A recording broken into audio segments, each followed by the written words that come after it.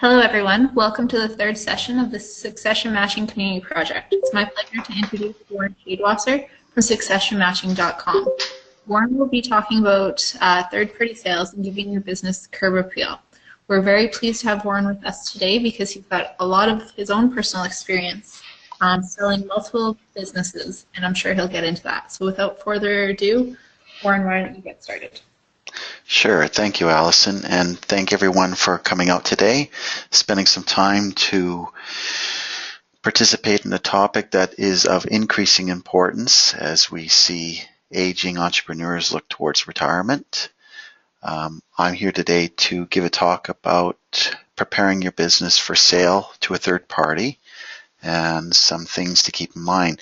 Just want to start off by saying there's nothing I'm going to tell you that's probably a huge surprise, and everything I'm about to tell you really involves putting yourself in your buyer's shoes and seeing it from that person's perspective. The business that you've built up is second nature to you at this point, but a lot of the things that are common sense to you are going to be completely foreign to your buyer. And any way that you can help your buyer get to a successful purchase agreement will work in your favor to reaching a successful deal. There's lots of little things that you've built up over the years that you need to take stock in and document and understand why your business is truly unique and why you are offering exceptional value to your buyer.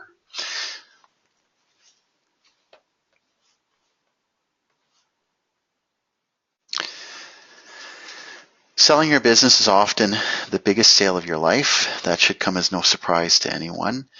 There are a lot of things that contribute to that, and it's really understanding first and foremost the difference between the price and the value. So the price is what you and your buyer have agreed, but it's based on the tangible and intangible aspects that drive the value, all the little things that make your business unique, and all the little things that you need to communicate to your buyer to show what value they're getting in exchange for that price. And as I mentioned earlier, all the little things that seem like common sense to you, not common sense to your buyer. So writing those things down, taking a look at all the little areas, and being ready to communicate to your buyer.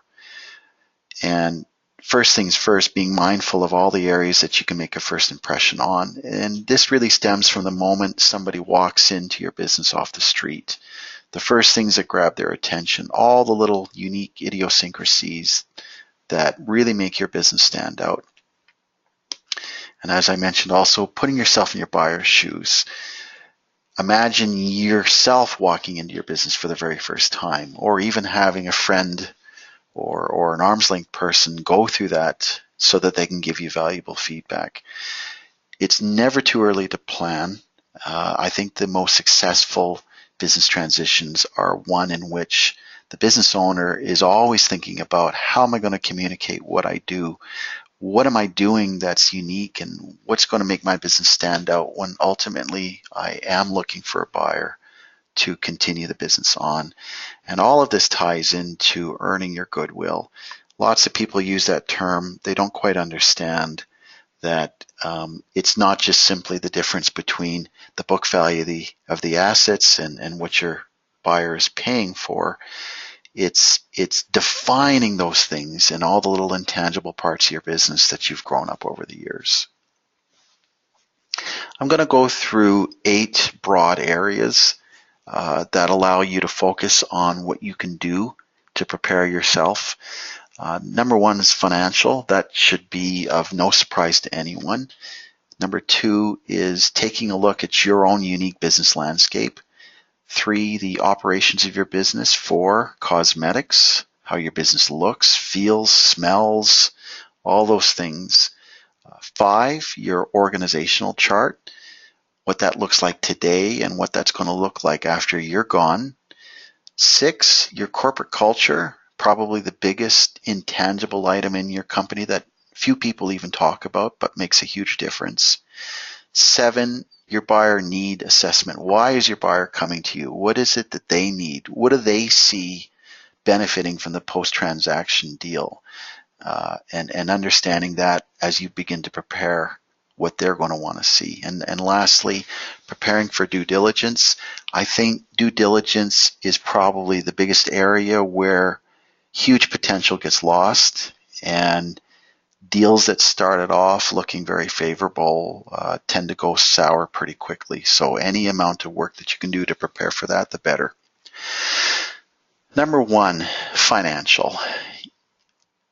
This should come as no surprise. Your buyer is going to want to know all of the numbers, all of the statements, all the things that drive the economic value of your business. And once more, a lot of these things are going to be second nature to you, but completely foreign to your buyer. So the best thing you can do is try to clean up your statements, make them as simple as possible. You're going to see for most businesses, or a lot of small businesses, there's a lot of non-business items on the balance sheet. Maybe you have personal property, maybe you have a personal car, all those things you should do your best to try and clean up and remove before you present your statements to a third party. Lots of businesses over the years have built up multiple accounts for different customers and different reasons. Now is the time to make that as simple as possible. Get rid of old accounts that you don't use anymore. Make your general ledger as clean as possible. The simpler it is, the easier it is to communicate to your buyer. And there's an old saying when it comes to audits: if it's not there, I won't be able to ask you any questions. So make it easy. Don't have your buyer become lost in complicated numbers that just aren't material to the business anyway. Normalize your income by separating you from the business. Your buyer is going to want to know, what does this business look without the current owner? And the easier you can paint that picture for your buyer, the better. So try to put together even a set of pro forma statements that allow your buyer to see what the business is going to look like post-transaction. Your buyer is going to do this anyway, but if you can feed him that information and make his analysis easier, then I think that makes it easier to get to a successful deal. Most buyers are going to want to see at least 3 years worth of financial statements. And as I mentioned above, be prepared to offer pro forma statements that show what the transaction is going to look like after closing. And back to the cost versus value asset analysis, buyer's going to see the cost of your assets on the balance sheet, but you really need to drive home the value that those assets are generating. If I paid $50,000 for a piece of equipment that now sits $10,000 on my balance sheet, but that equipment is generating $100,000 worth of income, that's not going to be readily seen on the balance sheet. You need to communicate that. Number two, take a look at your business landscape. And what I mean by that is all the broad areas that contribute to the uniqueness of your business. Who are your customers? Where are they? How long you've been doing business with them? Do you have direct accounts with suppliers, or are you buying through distribution? Do you have exclusivity in the product or service that you're selling? Is the method of delivery of your product or service unique? And these are all the little things that if you're in an industry that does similar work to other companies, you may be going about it differently and uniquely than your competitors. And these are the things that you really need to drive home, that you're savvy at buying, or you have unique relationships among your suppliers or customers that aren't seen on a financial statement. These are the things that you need to quantify and communicate. What is your sustainable business model? Every buyer is going to be concerned about what the business is going to look like after it's in their hands. Every buyer is concerned about how recession-proof your business is. These are the common questions that you're going to be asked, and if you can give some thought to them long before your buyer comes to you, you're going to look far more prepared and, once again, a higher chance of reaching a successful purchase or sale agreement. And lastly, define your economic moat. How is your business shielded from the ebbs and flows of normal commerce? And I just want to say, it's very easy for me to say this. I know it's a lot harder for it to be defined, but giving some thought to these things before you have an interested buyer will go a long way to making them feel comfortable and wanting to move forward. Number 3, your operations. This is where you take a look at how it is you do what you do and how can I communicate it to my buyer. If I walk into a restaurant, I don't see all the chaos going on in the kitchen. I just know that in a matter of minutes, I'm going to have a meal served on my plate in front of me.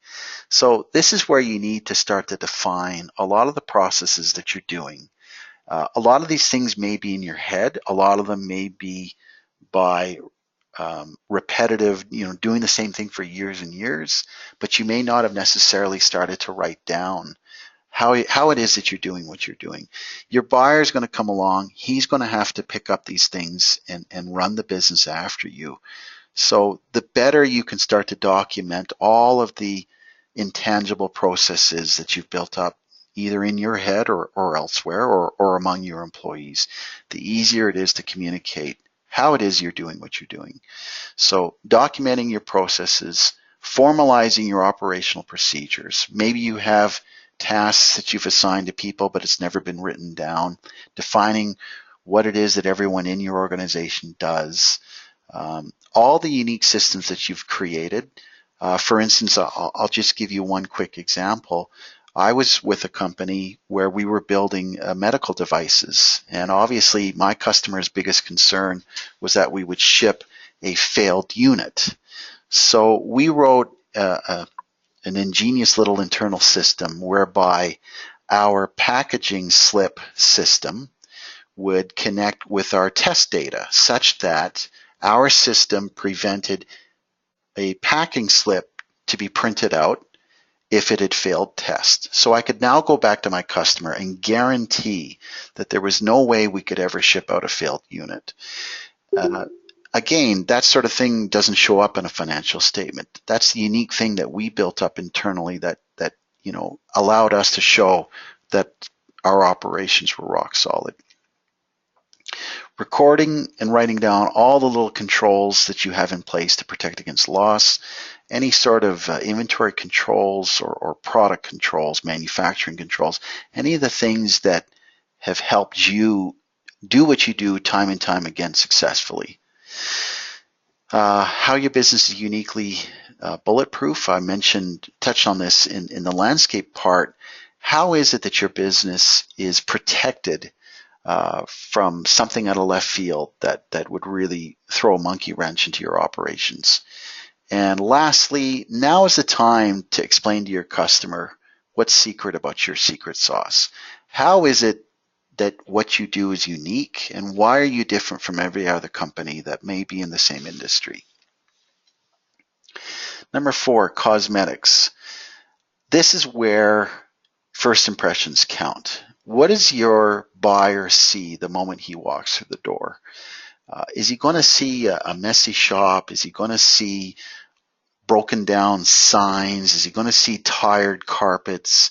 All of these little things matter, much like how you want to ship polished product. When you're putting your business up for sale, the business is the product now. So being mindful of first impressions will go a long way to the feeling that your buyer has the moment they walk in the door. And this comes down to really common sense things.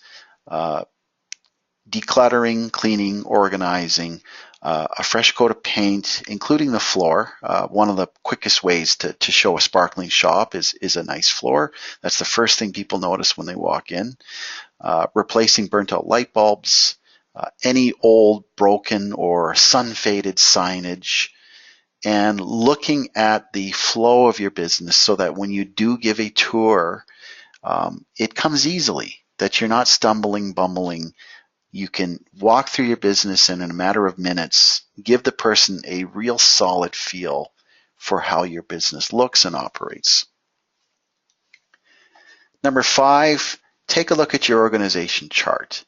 You should be able to pull out an organization chart for how it looks today. All the members of your staff, their titles, their positions, what they do, how long they've been there. That should be standard. You should have an org chart right now. But one of the things lots of people fail to do is take a look at what that org chart is going to look after you've sold the business and after you've retired. This is one of the things that a buyer is going to be looking for, and if you can deliver it to them with ease, it makes their decision easier. So how does it look when I've removed you from the business? Or maybe there are several family members in the business. How is the business going to look after the current owners have exited the business? And if you can show that you have a management team in place that can step up and run the business in your absence, and that the organization chart makes sense, once again, much easier to get to a successful purchase or sale agreement. And that involves, as I said, just defining who it is in your organization before and after, showing that you have things in place, and also going beyond that a little bit and comparing your staff attributes to the industry averages. Demonstrate that your staff have stability and that they desire to stay on, and that the business isn't going to collapse after it's changed hands. Number 6, corporate culture. I started off this presentation by saying this is probably the biggest intangible that few people talk about. I'm going to say that corporate culture within a small business is the biggest asset you have that doesn't show up on your balance sheet. Corporate culture is the reason why your employees stick with you. It's the reason why your customers come to you. They're all the things that make your individual business unique. And communicating all the things that make up your culture is really, really important towards giving your buyer an emotional attachment to what makes your business unique from all others. It's simply everything that you are, all the reasons why you do things, all the little customs, traits, traditions that tie into your operations, the unique things that keep your staff engaged, how your culture is different from your competition. I think every small business should be in a position to answer that. Little rituals or traditions that create a sense of teamwork. You may have weekly events or events for birthdays or summer barbecues, or maybe you have retreats, or you do something different for your Christmas party. All of these things that make you unique and really drive home your unique corporate culture. Oftentimes that culture is why your customers choose you over others. And lastly, does your culture match your buyer's culture? Maybe your buyer is an existing business and they're looking to roll your operations into theirs. If you can show your buyer that you have good synergy and your cultures match, once again, that makes their decision much easier. Number 7, taking a look at your buyer's needs. Why is your buyer interested in buying your business? What are they on the hunt for? How is this going to complement their objectives? Understanding that and being able to communicate it will go a long way. How does buying your business solve problems for your buyer? What is your buyer buying? It's not just the assets. I can assure you of that. Your buyer is interested in your product, your processes, your staff, your intellectual property, your supply chain. These are all the things, once again, that don't show up on a financial statement that you should be in a position to communicate. Does the buyer want you to stay on after the transaction? Are you prepared to work with your buyer if that happens? A lot of businesses run into some grief where those objectives don't necessarily align. Can you meet the objectives of what your buyer is looking for? And lastly, does your buyer have a reasonable post-acquisition target in mind? And do you think that your business is going to be a good fit for what they have in mind and the growth that they have in mind after the transaction is completed? Number 8, due diligence preparation. This is the last area that I'm going to cover today. And due diligence is, as I mentioned earlier, it can really make or break whether you get to a successful purchase or sale agreement. Due diligence is where your customer they've looked, they've seen, they understand. Now they want to get down to the details to confirm everything that you've already told them. So if you've said what your sales are, and you've said why you're unique, and you've defined your corporate culture, all of the things previously, the due diligence process is a means of putting to the test everything that you've said and proving everything that you've said. I can tell you, due diligence can be very nerve-wracking. You're going to be asked a lot of what may seem very personal questions. This is a business that you've grown and you've built up. And now your buyer is going to be asking you all sorts of personal questions, which may lead you to wonder, well, why is this person asking? Doesn't this person trust me? Why can't they just take what I've said at face value? And that's not it at all. Once again, putting yourself in your buyer's shoes and understanding that they just simply want to ascertain and verify, and that is the process. So understanding, or rather anticipating, what your buyer is going to want during this process will go a long way to clearing your own sanity and being prepared for the questions that are going to come towards you. Being organized, preparing for an efficient review, also anticipating the time involved while still running your day-to-day operations. Due diligence can take up a boatload of time. So being ready, being prepared to know that you're going to have to devote some time to this will go a long way. And there are several due diligence checklists that will help you tick off things. And I believe that we make this available to buyers on our site, or sorry, members on our site rather. Happy to help out people to show them what your buyer is going to be looking for during this due diligence process.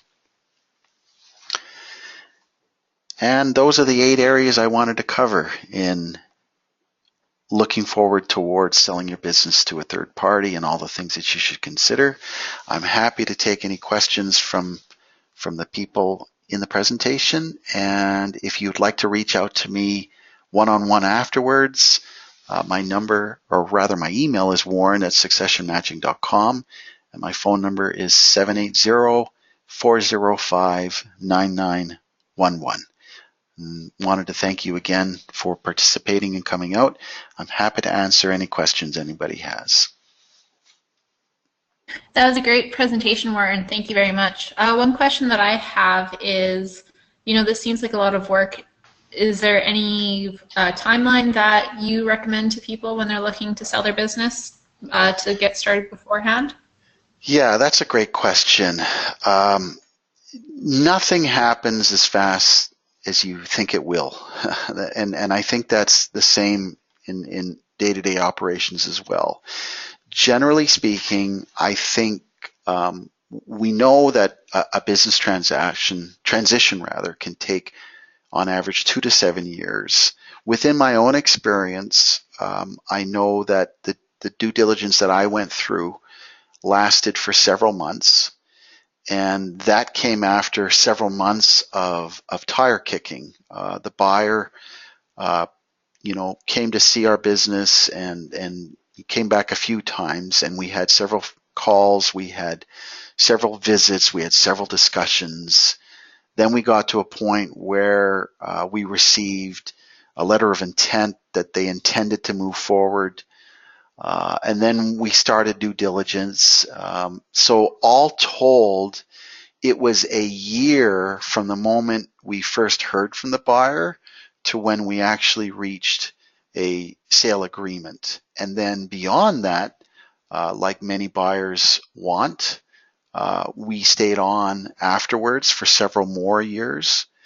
So for my individual example, it was a good 3 years from start to finish to transition the business. And that certainly falls within the normal realm of business transitions. So the entire process, if you're looking to transition your business to a third party, I think 2 to 7 years on average, somewhere in the middle, is very reasonable.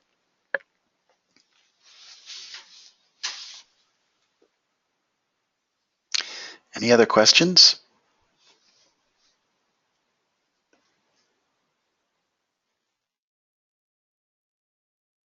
All right, like Warren said, if you'd like to follow up with him directly, there's his contact information, and then the due diligence checklist that he just referenced. If you're watching the recording of this video, it'll be in the comment section of the YouTube video. So thank you, Warren, so much for making this presentation, and thanks everyone for attending today. Thank you. Bye for now.